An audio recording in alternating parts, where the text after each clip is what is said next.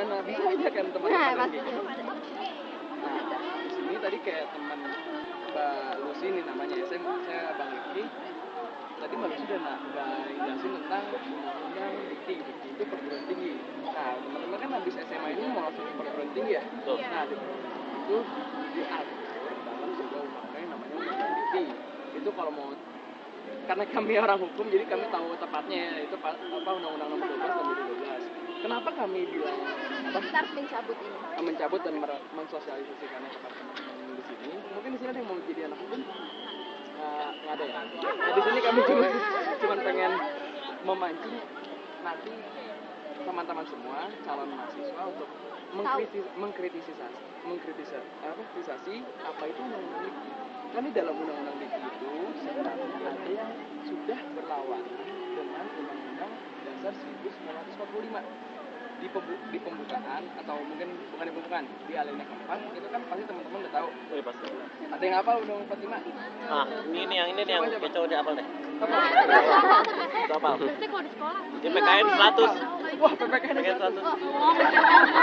Udah intinya pasti tahu kan, tugas negara itu mencerdaskan kehidupan Bangsa. Iya. Itu secara nggak langsung, artinya pemerintah harus turut ikut serta dalam membenahi pendidikan yang ada di Indonesia.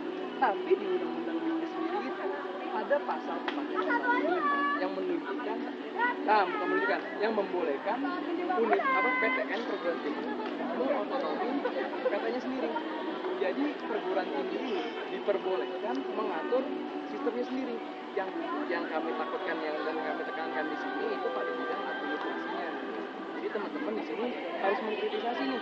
Kalau misalnya UI atau mungkin nanti PTN-PTN teman-teman yang akan jalani itu menetapkan apa namanya URIP ini. Jadi mereka tuh berdiri sendiri, mereka bebas menjalankan sistem mereka sendiri. Misalkan teman-teman nanti di UI ini, nah UI kan sesuai peraturan perundang-undangan boleh dong mengotonomikan administrasi sendiri. Nah itu bisa berdampak pada masalahnya administrasi pendidikan teman-teman. Mungkin teman-teman nggak ngerasain dampaknya, tapi itu berdampak kepada teman-teman lain yang mungkin kantornya tidak seperti teman-teman. Nah itu kan benar-benar bertolak belakang sekali tuh dengan undang-undang yang mencerdaskan kehidupan bangsa. Ya kan teman-teman, nggak semua teman-teman bisa menikmati apa itu perguruan tinggi. Jadi di sini teman-teman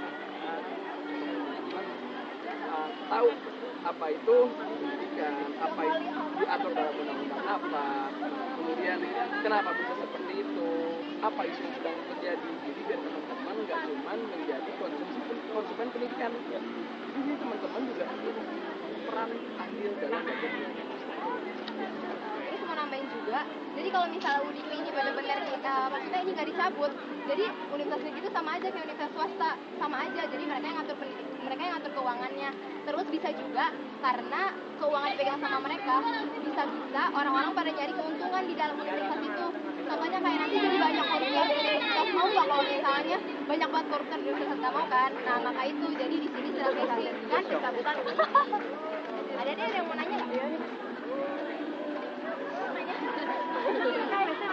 Mungkin mereka yang jago. Anaknya Bu Irna. Maksudnya kan gini Kak. Iya. Jadi UDIKTI itu UDIKTI itu jadi setiap universitas bebas untuk bikin undang-undang sendiri gitu maksudnya. Bukan begitu. Jadi di pemerintah itu dibikin yang namanya Undang-Undang Pendidikan Tinggi, itu punya pusat. Jadi nanti si perguruan tinggi ini emang nggak semuanya. Jadi nanti disebutin perguruan tinggi apa aja. Jadi nanti itu dijadiin badan otonom.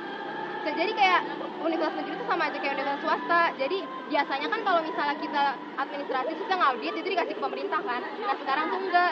Jadi kita yang ngatur semuanya. Terus kalau misalnya kita mau ngenain biaya pendidikan kalian, misalnya kamu dikasih 1 semester 50 juta, mau nggak? Itu bisa aja loh kalau misalnya UDIK ini nggak dicabut gitu. Oh, kayak gini. Gitu. Mas siapa? Satya.